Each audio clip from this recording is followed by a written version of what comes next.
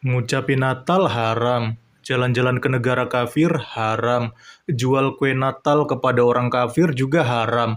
Sekarang mesin capit juga mau diharamkan. Waduh, lama-lama semua-semua bisa diharamkan ini.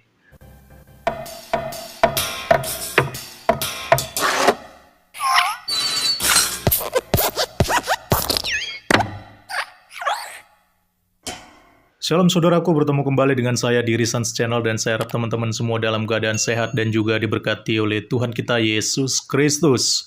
Baik, di dalam video ini saya akan memberikan informasi kepada teman-teman semua dan kita akan tanggapi sebagaimana informasi yang beredar ya saat ini bahwa MUI Purworejo baru saja menambahkan lagi daftar fatwa haram.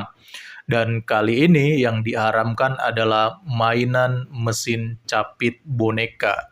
Yang biasa kita temui di pusat permainan anak-anak ya, atau juga di time zone, atau yang ada di swalayan. Tetapi akhir-akhir ini juga kita bisa temui ya, di kios-kios pinggir jalan juga sudah banyak sekarang mainan mesin capit ini teman-teman.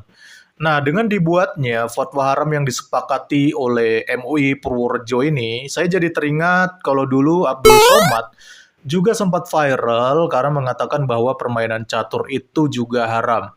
Ya, tetapi setelah diklarifikasi, dia menjelaskan bahwa catur itu sifatnya tidak haram, tapi makruh.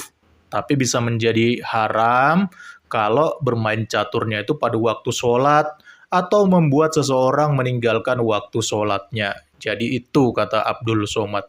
Nah, sekarang MUI Purworejo ini mengharamkan mesin capit boneka dengan alasan bahwa mainan tersebut terdapat yang namanya unsur judi ya. Dan dalam Islam jelas ada dalilnya bahwa judi itu haram sifatnya. Bahkan bukan hanya judi ya, katanya hamar, daging babi, alkohol, dan sebagainya. Tetapi, kalau darurat boleh teman-teman. Kalau untuk mainan mesin capit ini saya sih netral ya dalam hal ini. Karena menurut saya meskipun mesin capit sepertinya memang ada unsur judinya, ya dimana kita bisa membeli koin, kemudian kita bermain mesin capit untuk mendapatkan hadiah. Di situ orang yang bermain akan merasa senang jika mendapatkan sasarannya. Dan kalaupun tidak dapat, mereka juga tidak akan terlalu kecewa karena tujuannya cuma untuk bersenang-senang, bukan untuk menjadi kaya seperti permainan judi pada umumnya. Dan biasanya orang yang bermain mesin capit, mereka juga tidak akan menghamburkan uangnya habis-habisan untuk bermain mesin capit ini. Biasanya mereka hanya membeli beberapa koin ya untuk hiburan saja. Ya, masalah dapat atau tidak dapat, hadiahnya itu urusan belakangan. Yang penting mereka mencari hiburan dan bersenang-senang. Bukan hanya mesin capit sih, sama juga halnya dengan beberapa permainan yang ada di time zone ya. Apakah itu permainan balap mobil atau game-game lainnya, itu semua juga kan beli koin pakai uang dan dipakai untuk hiburan teman-teman. Jadi bukan sekedar mengharapkan nanti dapat keuntungan atau tidak seperti judi pada umumnya ya. Tapi sekali lagi mengenai MUI ini ya yang mengharamkan bahwa mesin capit itu haram, itu tidak ada urusannya saya dengan mereka, ya itu hak mereka mau mengatakan ini haram atau tidak itu terserah mereka. Jadi saya nggak mau terlalu ikut campur, toh tidak ada untungnya juga buat saya karena saya bukan pengusaha mesin capit ya. Jadi saya buat video ini hanya sekedar memberikan informasi kepada teman-teman.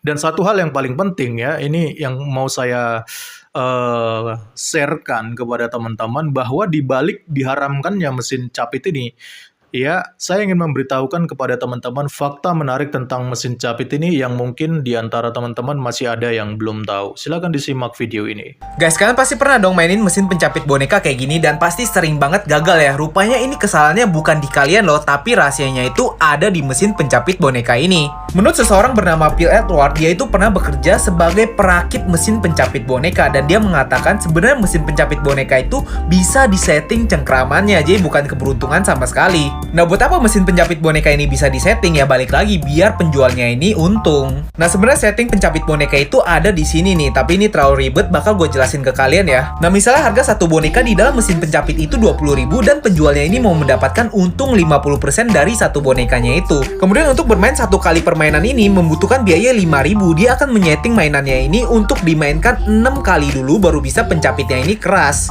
Terus ada juga gak sih yang udah berhasil ngambil bonekanya terus udah di bibir lubangnya itu pencapitnya ini tiba-tiba ngelepasin boneka yang rupanya ini juga bisa disetting loh. Nah, kalau settingan yang ini sih tujuannya biar orang greget dan pengen main lagi, ya kan? Nah, itulah fakta tentang mesin capit ya teman-teman. Yang mana ternyata sistem mesinnya itu bisa disetel sesuai kemauan pemilik mesin capit tersebut. Dan pemilik mesin pasti akan selalu untung dan tidak akan pernah rugi. Karena memang sistemnya sudah disetel sedemikian rupa. Tapi bagaimana ya kira-kira menurut perspektif iman Kristen? Orang Kristen boleh nggak main mesin capit ya? Atau juga ini mesin capit ini layak diharamkan karena seperti judi ya? Tentu saja tidak ya teman-teman, karena Tuhan Yesus itu sudah menggenapi seluruh hukum Taurat melalui kematiannya di atas kayu salib. Sehingga kita tidak lagi fokus kepada hal-hal yang lahiria, tetapi fokus kepada hal-hal yang batinia. Dan semua itu terangkum seperti yang dikatakan di dalam 1 Korintus 10 ayat 31. Jika engkau makan atau jika engkau minum atau jika engkau melakukan sesuatu yang lain, lakukanlah semuanya itu untuk kemuliaan Allah. Ayat ini merupakan dasar dari segala perilaku kita. Jadi kita tidak lagi ribut soal haram dan halal, karena yang paling penting ketika kita melakukan hal tersebut, pertanyaannya kira-kira memuliakan Tuhan atau tidak, merugikan orang lain atau tidak. Nah, contohnya, kamu makan daging babi, ya itu bisa menjadi haram jikalau kamu mendapatkan daging babinya dengan cara mencuri, karena jelas ya perintah Tuhan dalam hukum Taurat ya itu dikatakan jangan mencuri. Bukan hanya daging babi, tetapi semuanya, apapun itu yang kamu dapatkan dengan cara-cara yang tidak baik, itu sifatnya haram. Lalu apakah mesin capit ini juga bisa menjadi haram? Bisa saja jika kamu lebih pentingkan bermain mesin capit, tetapi beras di rumahmu untuk makan keluargamu, kamu abaikan. Atau kamu bermain mesin capit secara berlebihan dengan menghabiskan banyak waktu dan juga menghabiskan banyak uang, ya itu juga tidak boleh ya. Tapi kalau cuma untuk sekedar hiburan, bersenang-senang, untuk have fun, ya saya pikir hal tersebut tidak terlalu menjadi masalah. Ya, jadi sebagai manusia yang hidupnya sudah ditebus dari kutuk Taurat oleh karena penggenapan karya Kristus di atas kayu salib, dalam hal ini ya perbuatlah apa yang menurut kita baik dan tidak menjadi batu sandungan buat orang lain. Dan ingat, yang paling penting adalah mendatangkan kemuliaan bagi nama Tuhan. Salam kritis, Tuhan Yesus memberkati. Shalom.